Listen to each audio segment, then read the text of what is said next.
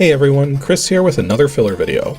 So, as I've said in the past, one of my favorite animated characters of all time is Miles Prower, more commonly known as Tails, who first appeared in Sonic the Hedgehog 2 way back on the Genesis in the early 90s.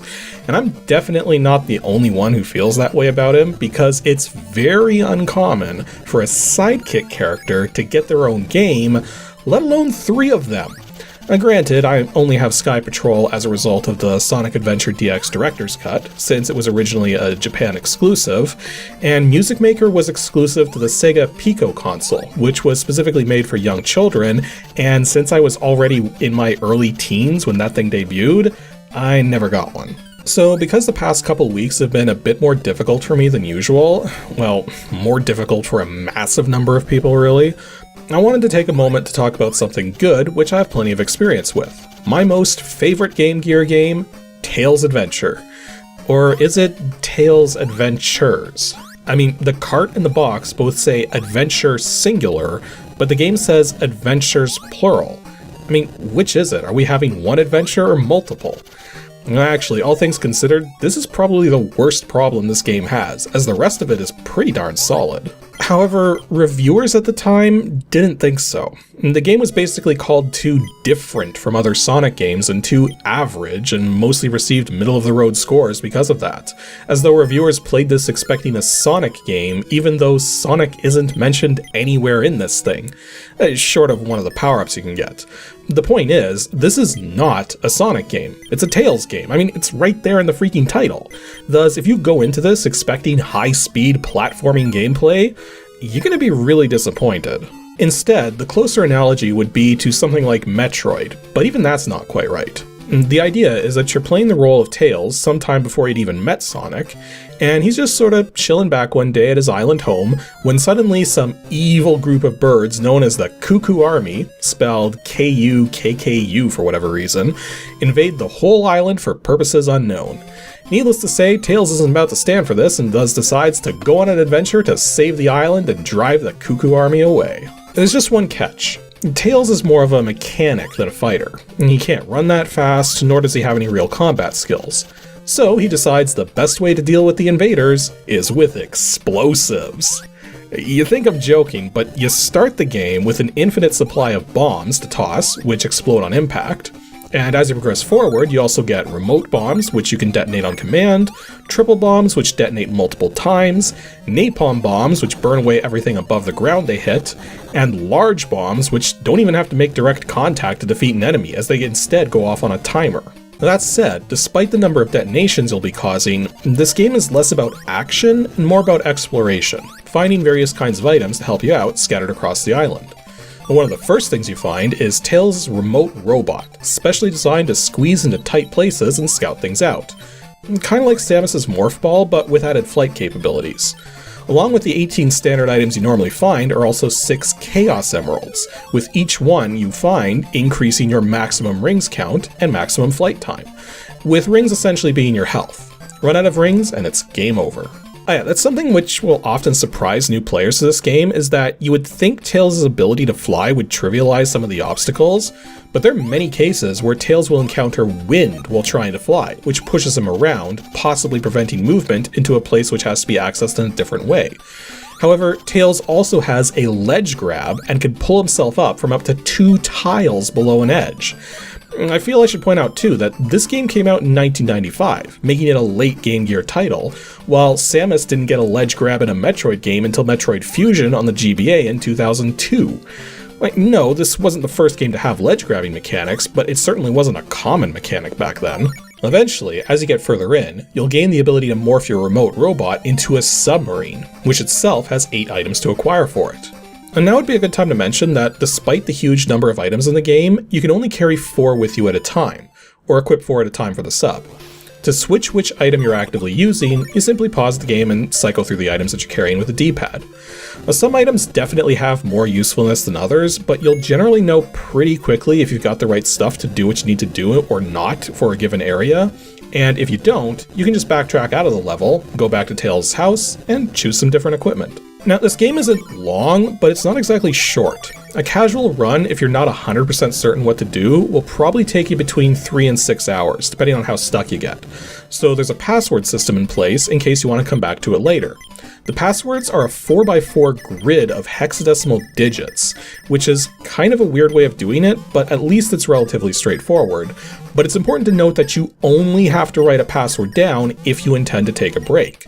The state of your password is constantly updated at all moments, so if you do get a game over, you can select the continue option from the main menu, and the password will automatically be filled in with the state that you died in, allowing you to immediately resume from where you left off. It sounds like it should be a pretty standard feature, but trust me, auto-filled passwords were a rare thing in the 80s and 90s gaming. I guess if I had to nitpick, I will say that the game does a poor job of relaying to the player what they have to do to succeed. I mean, most action-adventure titles in the 80s and early 90s were bad at this, so it's almost par for the course. Except this one goes just one step further here in that there's a couple instances where to get through an obstacle, you're required to use a large bomb, even though there's no visual indication that the walls you have to blast through are any different from the typical walls you've already been blasting through. So that can be a bit confusing when you're new to the game. Plus, there's some odd rules with which equipment works where when piloting the submarine. The spark weapon flashes the screen and destroys all enemies, but only works if you're underwater. If you're riding on top of the river or in the air with the rocket booster, this doesn't work. The same with the extra armor, which makes you invulnerable. Plus, areas you need the rocket booster to access will show up as dark if you launch into the sub without it. There's also an underwater segment where these mines drop from the ceiling, but when they're shot down, destroyed, or hit the ground, you take damage no matter where you are in relation. You absolutely need the extra armor to make you invulnerable to get by these things, as there's simply too many to tank the damage. Another point of confusion is that once you unlock a particular area, you can go back and forth from it at will, but you need to be in the appropriate state, either on foot or in your submarine, which you can switch between from Tails' house. Now, going to Tails' house also immediately gives you a quick refill to maximum rings if you're running low, whereas if you just jump from one area to another, your rings do not refill. And the last thing I should quickly mention about the gameplay is that there's no instant death traps anywhere. Even bottomless pits simply eject you from the area you're in and don't do any damage. So yeah, I didn't really have too much to say about the game itself, but there's still a bit more to talk about because I have this game to blame for my retro cartridge cleaning recommendations. A long while back, when I did my filler video on the NES Wiggle trick, I mentioned the method I used to clean old game carts. Get a Q-tip, wet one end with water, rub it along the contacts, then flip the Q-tip, rub the dry side along the contacts, get the water off, and boom, clean cart. And I specifically recommended against using rubbing alcohol, or more specifically, recommended never doing it that way more than once if you absolutely have to. In fact, many old game carts actually had warnings against using such products for cleaning them. But if alcohol is so good at cleaning electronics, why is it potentially bad for retro games? Well, I have first-hand experience with why thanks to my actual physical copy of Tails' Adventure. Now, something to explain firstly is that I'm no stranger to the Game Gear library. As you can see, my entire collection of carts here, along with my real Game Gear, which is in horrible internal condition, so even though it still technically works, it really needs a refurb to be practical to use again. You can also see that over half of my relatively small collection is Sonic games, as there were a ton of them released on the Game Gear. However, I didn't learn Tails' Adventure even existed until the year 2000, by which point it was really difficult to get a hold of Game Gear titles. However, it was also still the early days of what we now call e-commerce, doing business online over the internet. And there was a service I'd found which functioned kinda like eBay, but for video games and in a very special way, where you simply put in bids for any games you wanted at all in a specified condition, and then when the service got that game in stock in the specified condition, they would immediately sell it to the highest bidder. And then when another copy was sourced, it'd go to whoever's next highest in the bids, and then next highest, etc. The other trick being that the actual bid lists were private, so you couldn't see how much other people were willing to pay for these titles. You simply put in your bid and wait days, months, or never. Using this service, I got a loose cart of this game for around $20 US, whereas if you look at the prices of loose carts now, they're a little bit higher. But when the game arrived and I put it into my Game Gear, before I even turned it on, something felt off. As with most cartridge-based game consoles, the cartridges have contact pads which make direct physical contact with pins inside the system to bridge them together. Now, since this is a purely mechanical process, the tighter the fit, the stronger and more reliable the connection will be. And it only takes mere micrometers of difference to throw this out of whack. Thus why this stuff needs to be manufactured with ultra-tight tolerances. If your measurements are off by too much, you'll either have a cartridge which will take a considerable amount of force to put in and take out, or it'll be so loose that the contacts will not have scraped away any oxidization or dust on the surface, preventing a reliable electrical connection. On top of this, circuit boards for game cartridges will typically have a relatively thick layer of gold plating on the contacts, making for a much stronger electrical connection, and to help protect the underlying copper which is carrying the current in the first place. With my cartridge here, it felt very loose to insert, and sure enough, when I flipped the switch, I had a blank screen, even though I was assured the game was tested and working fine. Now after a bit of finagling, I finally got it working, but all I had to do was shake the Game Gear and it would suddenly go blank again.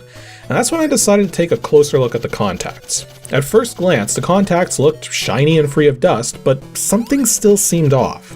So I grabbed a flashlight and compared it to another one of my Game Gear carts. The contacts had been rubbed down with alcohol so much that the gold plating had been completely stripped away for the most part, and there was extreme horizontal scratches across what was left. Yeah, rubbing alcohol works as good as it does on electronics because it is literally scraping away the metal itself, meaning if you do it too much, you're eventually going to do more harm than good. Which is why the only time you should resort to alcohol to clean old games is when a little dab of water on a Q-tip isn't enough, and you know your test console itself has clean pins on the inside.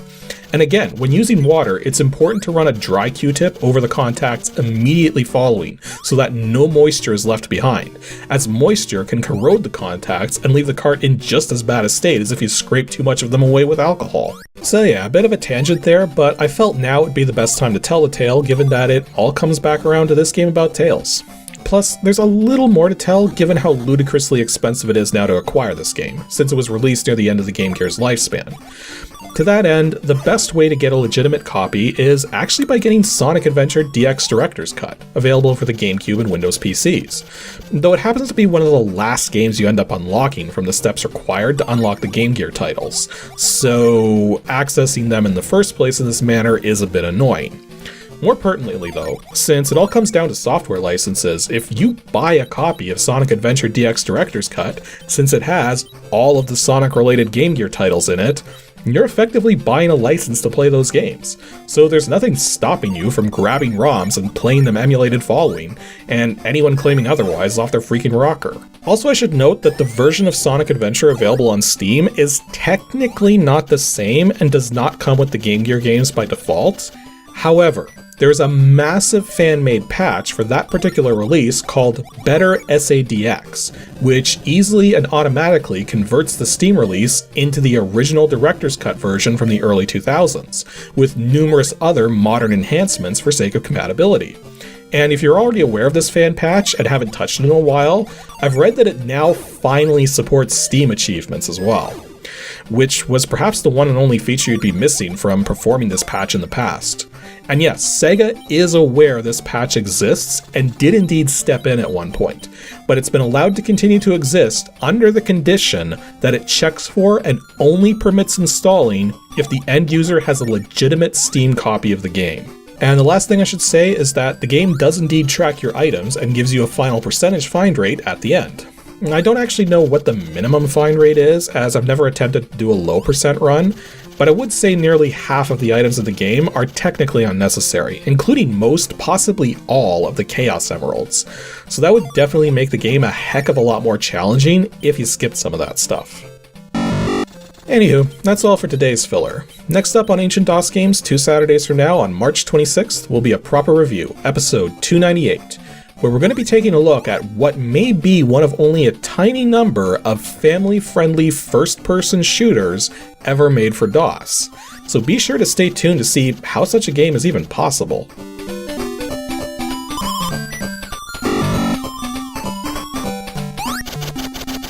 Thanks for watching, everyone, and extra special thanks to everyone supporting me on Patreon. Here's just a small selection of you guys.